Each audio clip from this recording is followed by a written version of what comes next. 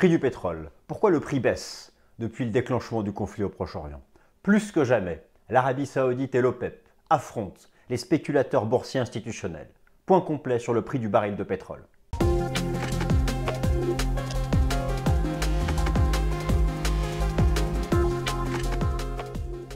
Alors chers amis, je suis ravi de vous retrouver pour la nouvelle édition du Fast and Forex. Nous sommes le mercredi 15 novembre 2023. La résurgence du conflit au Proche-Orient entre le Hamas et Israël, nommons les choses, n'a pas entraîné d'envolée du prix du baril de pétrole. De manière très surprenante, assez rapidement, après un gap haussier initial sur le prix du pétrole, ce dernier a corrigé, abandonnant plus de 10%, et basculant même sous le prix des 80 $, 80 $ étant le prix jugé minimum acceptable par les pays membres de l'OPEP. Je vous rappelle que l'Organisation des pays exportateurs de pétrole, essentiellement mais pas que des pays du Proche et du Moyen-Orient, cela représente grosso modo 28 à 29% de la production mondiale de pétrole, ce que représentent au fond actuellement aussi les États-Unis. Alors que se passe-t-il? Pourquoi, et c'est une bonne nouvelle pour nous, occidentaux, pourquoi le prix du pétrole baisse depuis le déclenchement non seulement de la guerre en Ukraine, finalement c'est le même schéma qui s'est reproduit. Au moment du déclenchement de la guerre en Ukraine, pendant 2-3 semaines, le prix du baril de pétrole, je vais parler du WTI américain, est passé de 100 à 130 $, et puis depuis il n'a cessé de baisser, retombant à 65 $, et c'est à ce moment-là que les pays membres de l'OPEP et surtout l'Arabie Saoudite, la réduction drastique de l'offre de pétrole de l'Arabie Saoudite, qui est passée en un an de 11 millions de barils jour à 8,8 millions de barils jour, qui a joué son va-tout. Alors, il faut bien qu'elle vende pour faire de l'argent, mais qui a quand même réduit fortement sa production de pétrole, en partenariat d'ailleurs avec la Russie, pour faire rebondir le prix du pétrole de 65 à 90 $, et puis, début octobre, Hamas Israël, accélération à 95 et depuis la chute. La chute, enfin. Retour autour de ce qu'on appelle finalement un point d'équilibre qui semble mettre en accord occidentaux et pays producteurs de l'OPEP autour des 80 $. Alors que se passe-t-il? Plus que jamais, la formation du prix du pétrole en bourse. C'est un rapport entre l'offre et la demande. Vous êtes d'accord? Le prix s'emballe à la hausse, le prix est haussier si l'offre est inférieure à la demande. Le prix est baissier si l'offre est supérieure à la demande. C'est donc bien ces éléments-là qu'il faut voir. Il ne faut pas s'étonner trop rapidement du fait que, voilà, alors oui, naturellement, vous savez, j'ai passé en vue les chiffres de la production des grands pays producteurs de la zone, de toute la région du Proche-Orient. La production n'a pas baissé d'un iota depuis le 9 octobre dernier. N'a pas baissé d'un iota, elle a même augmenté dans certains pays, si on prend l'Iran par exemple, ou même l'Irak. Alors, à la question de savoir pourquoi le prix du pétrole baisse malgré la guerre, même s'il est toujours trop élevé, nous sommes d'accord, bien c'est déjà une première réponse. Il n'y a pas eu d'embrasement de la région. D'ailleurs, nous en avions déjà parlé. Aucun de ces pays n'a intérêt à un embrasement, tout simplement parce qu'ils ont besoin de produire leur pétrole, ils ont besoin de l'acheminer, tout le processus logistique, et c'est ça qui serait menacé par un embrasement, comme ce fut à l'époque le cas dans les premières semaines de la guerre du Golfe, avant que très vite le prix du pétrole ne retombe, parce que les flux logistiques, l'acheminement a été remis en place. Donc ça c'est une première chose. Ensuite, l'Arabie Saoudite a déjà mis en place 4 réductions de sa production depuis un an. Elle menace même début 2024 de remettre une 5e réduction de sa production. Mais voilà, et voilà. En face de ça, l'Arabie Saoudite, oui. Je vous rappelle quelques ordres de grandeur. J'arrondis exprès. L'offre et la demande. La production de pétrole mondiale, c'est 100 millions de barils par jour. Ça va être 103, 104 millions de barils par jour. D'accord? L'Arabie Saoudite, c'était à 11 millions de barils jour il y a un an. Maintenant, c'est 8,8. Alors oui, c'est 10% de la production mondiale. Ce n'est pas non plus 50%. Les États-Unis produisent le double. Les États-Unis, premier producteur mondial de pétrole, eux, ouvrent le robinet à fond. La production de pétrole américaine est sur son record. Les exportations, l'acheminement, le transport par supertanker de pétrole américain est sur son record. C'est pour ça en fait que l'Arabie Saoudite coupe sa production et stresse. Parce qu'en plus de ça, la consommation occidentale est sous pression. Les signaux baissiers se sont multipliés ces dernières semaines sur la consommation de pétrole en Occident, aux États-Unis et en Europe. Et en Europe, surtout en Allemagne, qui n'évitera pas la récession, première puissance économique de la zone euro. Et la Chine, alors naturellement que la consommation de pétrole en Chine continue de croître. D'ailleurs, c'est intéressant parce que j'ai pris connaissance récemment du tout dernier rapport mensuel de l'OPEP. Il date là de ce lundi 13 novembre. Et l'OPEP montre du doigt les spéculateurs boursiers parce que je vais vous montrer les datas des spéculateurs institutionnels sur les contrats futurs et les options pétrole. Ils sont en train de massivement shorter depuis le début du conflit. C'est impressionnant, je suis même moi-même choqué d'un tel positionnement agressivement vendeur. Et le rapport mensuel de l'OPEP dit attention, les ministres de l'énergie des différents pays de l'OPEP détestent les spéculateurs occidentaux institutionnels. Ils leur disent attention, on va recouper la production, ça va faire remonter le prix du pétrole et vous allez vous faire sécher avec vos positions vendeuses. Mais voilà, les spéculateurs boursiers institutionnels, gérants de fonds, asset managers, hedge funds en Occident jouent quoi? Jouent la récession économique occidentale. Car finalement, sans les quotas de production de l'OPEP, en fait c'est surtout l'Arabie Saoudite, parce que même dans l'OPEP, il y a certains pays qui ont augmenté leur production. Alors, vive l'entente entre les pays membres. Mais bon, quand même, l'Irak a joué le jeu, l'Arabie Saoudite a joué le jeu, l'Iran non, vous allez voir, l'Iran non, elle a augmenté sa production. Mais ces pays veulent faire du pognon, hein, c'est normal. C'est un peu, on leur enlève les exportations de pétrole, c'est quand même une grosse partie de leurs revenus qui tombe. Donc au final, c'est ça le vrai stress de l'Arabie Saoudite. Premier stress, bien sûr, elle veut pouvoir exporter tranquillement, acheminer son pétrole. Dans ces cas-là, il faut que la zone régionale soit en paix, ou une guerre simplement localisée. Deuxième chose, elle a bien conscience qu'en Occident, avec les taux d'intérêt, la contraction économique, la contraction industrielle, vous allez voir, ce sont les chiffres de l'OPEP. Les anticipations de consommation de pétrole, par exemple, pour la totalité de l'année 2023 au sein de la zone euro, c'est en baisse. C'est négatif le taux de croissance. Et c'est zéro pour 2024. Comme les États-Unis, zéro. Ça les effraie. Et en plus de ça, les États-Unis, mais pas que. L'Amérique latine ouvre le robinet à fond. Le Canada ouvre le robinet à fond. Les États-Unis ouvrent le robinet de l'offre à fond. Donc finalement, sans les quotas de production de l'Arabie Saoudite, le prix du pétrole, il sera 50 $. Ça tient à rien du tout. Et là, vous allez voir que ça va être la guerre va continuer. Moi, je résume ça à quoi? À une guerre entre l'Arabie Saoudite et la Russie.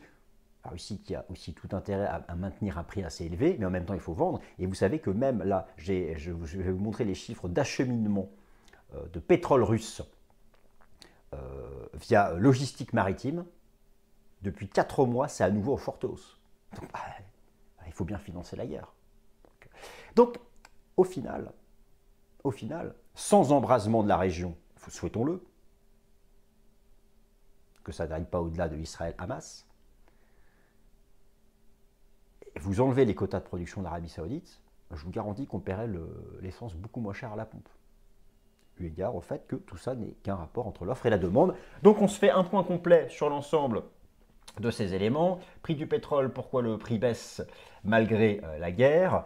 Alors le plan, écoutez, le plan, c'est vrai que je ne voulais pas donner le plan, donc, parce que je me suis encore lancé dans une introduction un peu trop longue. Mais écoutez, on ne se refait pas. Le plan est ici. Alors, je vais vous refaire un topo complet sur l'offre de pétrole. Où, voilà, clairement, on s'orienterait vers une nouvelle réduction supplémentaire de l'Arabie Saoudite début 2024, ce qui montre bien que ils ont quand même un stress. D'ailleurs, c'est un peu rigolo parce que moi, je lisais donc en entier le rapport mensuel de l'OPEP. Et l'OPEP, les pays membres de l'OPEP disent « Mais vous vous trompez complètement en Occident. Les spéculateurs, la haute finance institutionnelle occidentale se trompent en shortant. » Je vais vous montrer, c'est la troisième partie, dans la partie analyse technique, les chiffres des institutionnels en Europe. Vous vous trompez complètement, les fondamentaux sont super bons, la croissance économique sera très forte en Europe et aux États-Unis, surtout aux États-Unis en 2024. Enfin bon, ils nous vendent un peu du rêve, je ne vois pas comment ça pourrait être le cas avec les taux d'intérêt actuels. On a bien vu ce qui s'est passé avec l'immobilier. Mais bon, ça c'est un autre sujet, je traite ça dans le temps. Donc en fait, chacun défend un peu sa paroisse à coup de communication et de propagande. de propagande, puisque les pays exportateurs de pétrole ont intérêt à un prix élevé. L'Occident a intérêt à un prix moins élevé, pas non plus trop bas, parce que l'Occident a aussi une industrie pétrolière et parapétrolière qui fait son beurre sur le prix. Mais overall, par rapport à la thématique de lutte contre l'inflation, l'Occident appelle à un prix qui soit plus bas que le prix actuel. L'Occident aurait tout intérêt à ce que le baril de pétrole soit plus autour de 50-60 $, alors que les pays exploitateurs de pétrole, eux, veulent un 80 $ minimum, ils disent. Et au-dessus de 100 $, là, ce serait le choc inflationniste, ce serait une seconde vague d'inflation, et là, ce serait une catastrophe. Alors voilà, le plan est là, donc on attaque. Offre de pétrole, l'Arabie Saoudite pourrait donc encore réduire sa production en 2024. Alors c'est le moment pour moi de vous remontrer quand même quelques éléments importants sur ce sujet. Il y a plusieurs choses. Déjà, alors il y a un certain nombre de facteurs. La production mondiale de pétrole, c'est 100 millions de barils jour.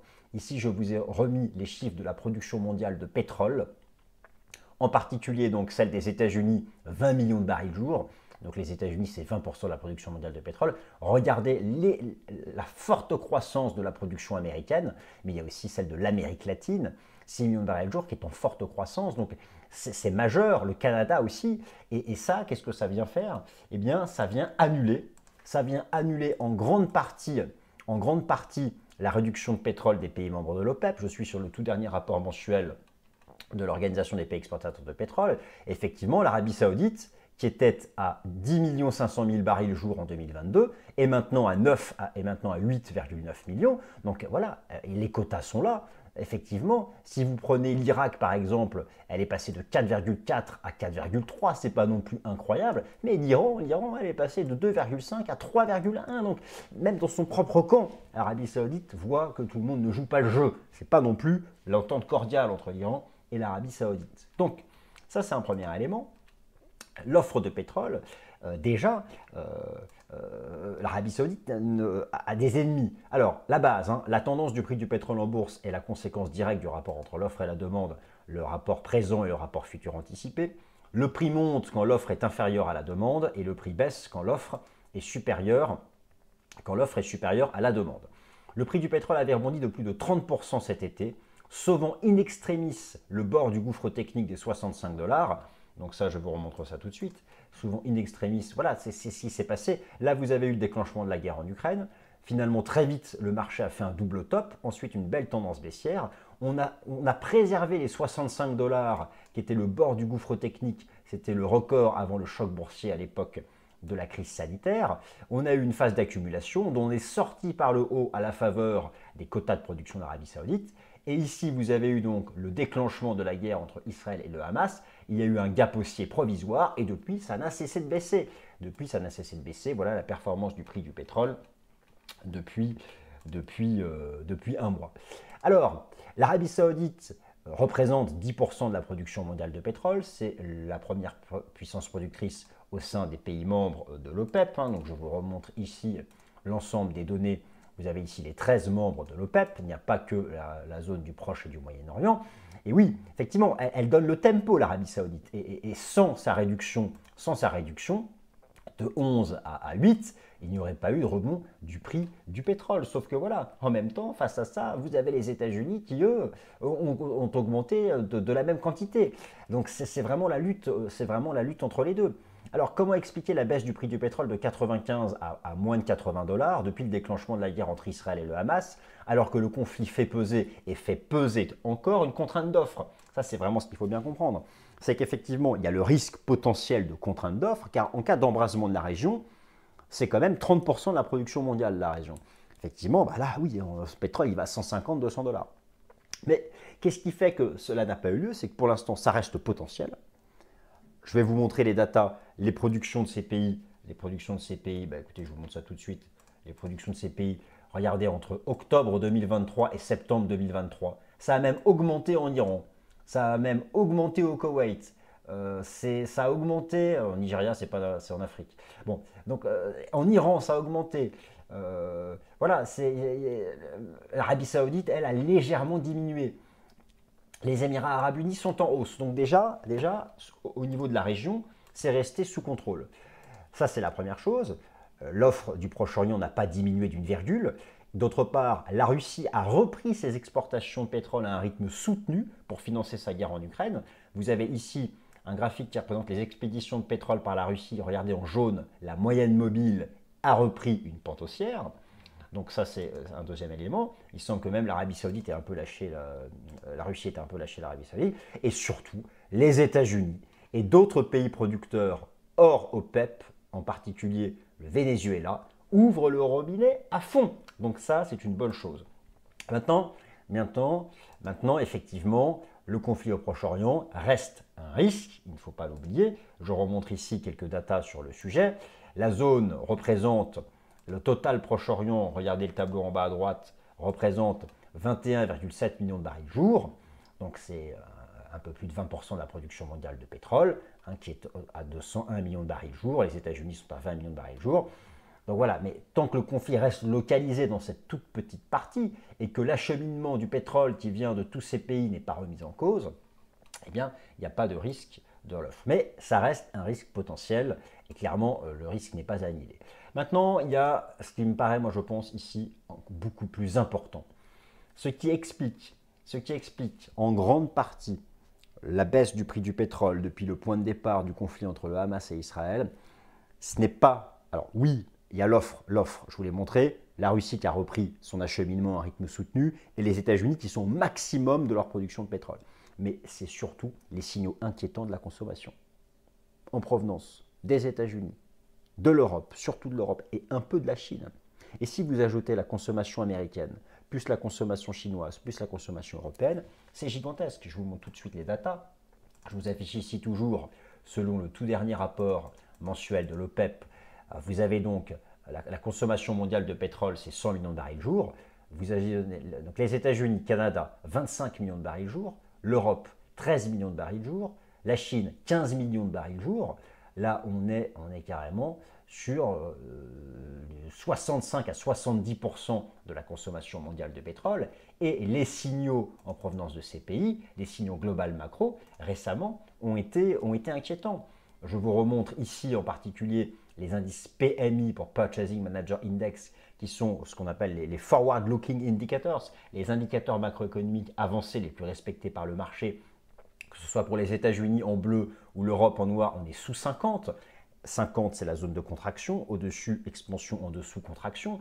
Le PMI industriel de la Chine aussi est passé sous 50. Et là, vous avez la synthèse du PMI des services industriels et composites de la Chine. Après une hausse à la fin de la politique de zéro Covid en début d'année, les pentes sont baissières. Donc en fait, si vous voulez, ce qui fait que moi je suis convaincu que sans les production cuts de l'Arabie Saoudite, sans les réductions de production de l'Arabie Saoudite et de certains pays de l'OPEP, le prix du pétrole aurait chuté sous les $50 du fait du ralentissement économique en Occident, lui-même causé par la politique monétaire ultra restrictive, les taux d'intérêt, pour lutter contre l'inflation. Et enfin, alors attention, je ne dis pas que la consommation de pétrole est en baisse en Chine. Simplement, sa croissance est moins importante que prévu par rapport à ce que les pays producteurs avaient prévu, c'est pour ça qu'ils réduisent leur production.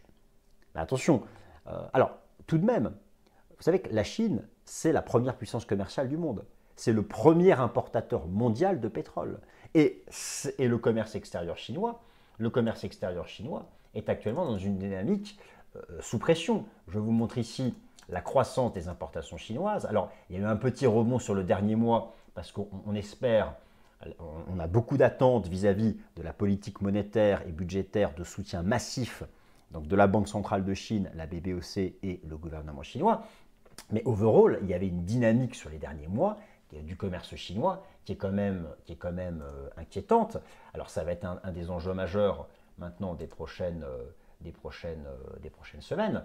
Et d'ailleurs, lorsque vous regardez, c'est intéressant parce que si je retourne du côté du rapport mensuel de l'OPEP et vous regardez les anticipations pour 2024 en termes de croissance de pétrole, vous prenez l'Europe, on attend 0. Pour les États-Unis, l'OPEP reste très reste légèrement positive, mais là aussi, c'est le débat actuel de la probabilité d'une récession. Voilà, est-ce que les États-Unis seront en croissance nulle ou pas en 2024? Bon, ça, j'en parle régulièrement dans le Top Gun. On sait qu'il y a eu récemment des signaux de préalerte sur la consommation des ménages et sur le marché du travail, mais c'est que le tout début. Donc ça, c'est la clé.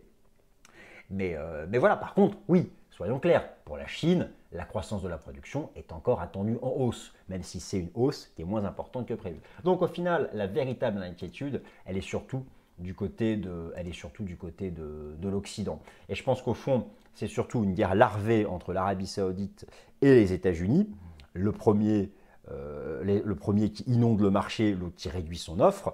Et c'est une guerre larvée entre les pays de l'OPEP qui veulent, et la Russie qui veulent un prix du pétrole élevé, c'est-à-dire supérieur à 80 $, et les spéculateurs institutionnels occidentaux, car tout se fait quasiment sur le NYMEX, sur les contrats futurs et les contrats d'options, la haute finance, les géants de l'asset management américain, qui là ont repris une orientation baissière, mais c'est spéculatif. Et donc les deux s'affrontent.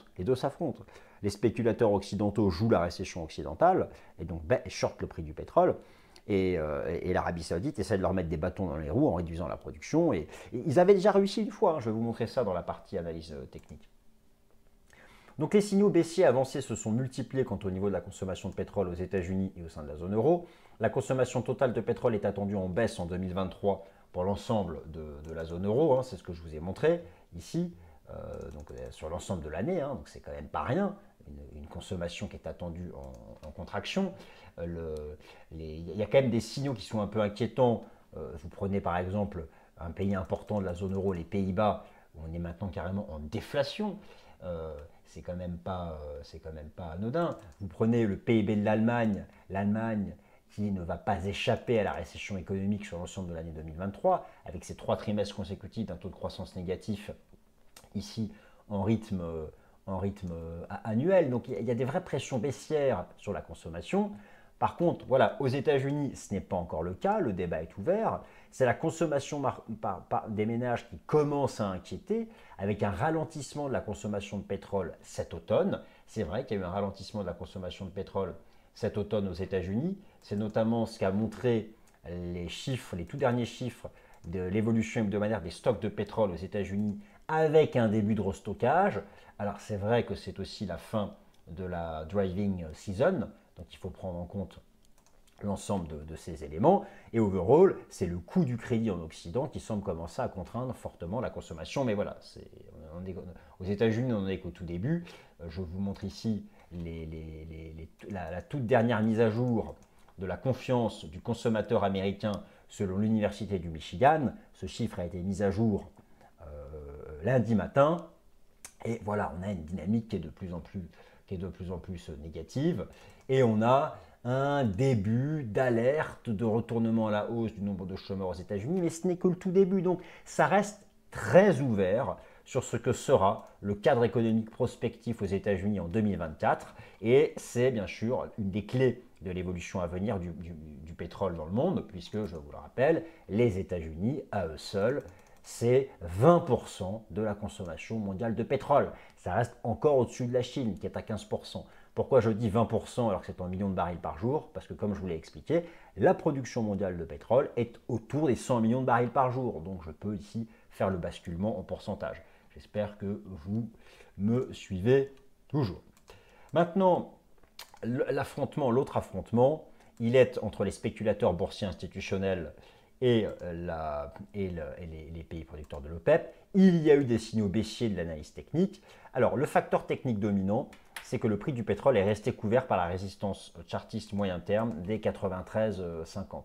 Alors ça, c'est un vrai, ça je vous en ai quand même beaucoup parlé. Je vous avais expliqué que moi, je restais baissier tant qu'on était sous les 93,50. Les 93,50 étant la ligne de coût à l'époque ici du gros double top du déclenchement de la guerre en Ukraine. Et on est revenu chercher cette zone fin septembre, on y a échoué. Il y a eu ici, alors au moment il y a eu le gap haussier du lundi 9 octobre dans le sillage du déclenchement de la guerre entre Israël et le Hamas, et très vite c'est retombé. On a rééchoué sous cette trendline, la trendline que vous voyez ici c'est celle-ci, et on est même repassé sous les 80 $. j'y ajoute les enseignements du système Ishimoku, alors on est toujours dans le nuage, mais c'est chaud, car on est repassé sous la Kijun, et en fait, grosso modo, on peut dire que c'est neutre entre 75 et 93, mais regardez, en cas de cassure des 75 $, c'est là où il y a un énorme risque. Et là, je ne suis pas sûr que l'Arabie Saoudite et que les pays de l'OPEP tolèrent ça, et encore moins la Russie.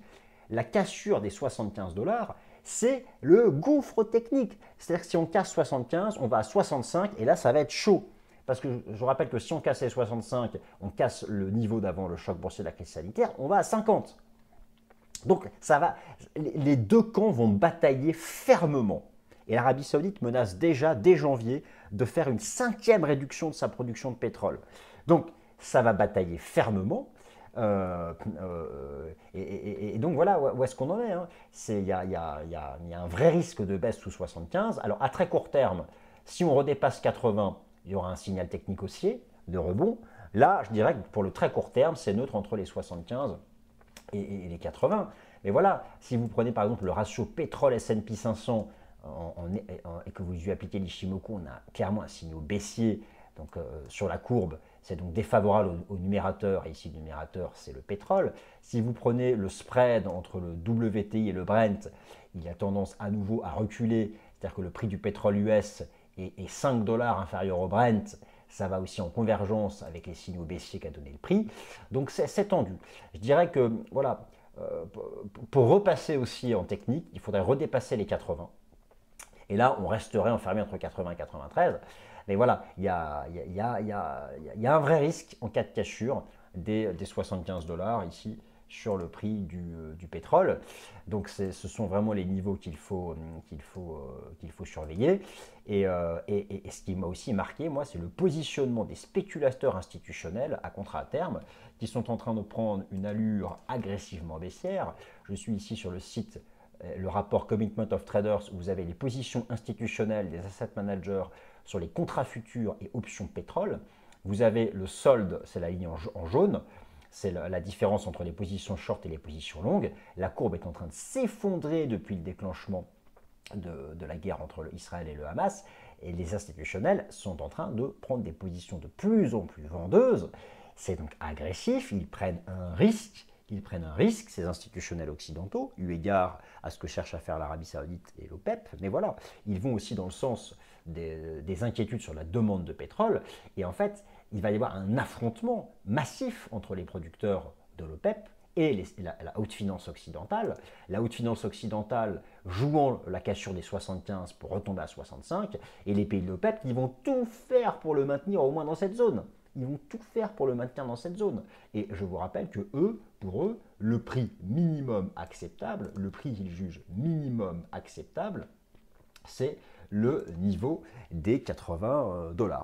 Voilà, chers amis, écoutez, j'espère que cette vidéo vous a intéressé, vous a apporté des explications sur cette étonnante baisse du prix du pétrole depuis la guerre entre Israël et le Hamas. Merci à toutes et à tous. Bonne semaine.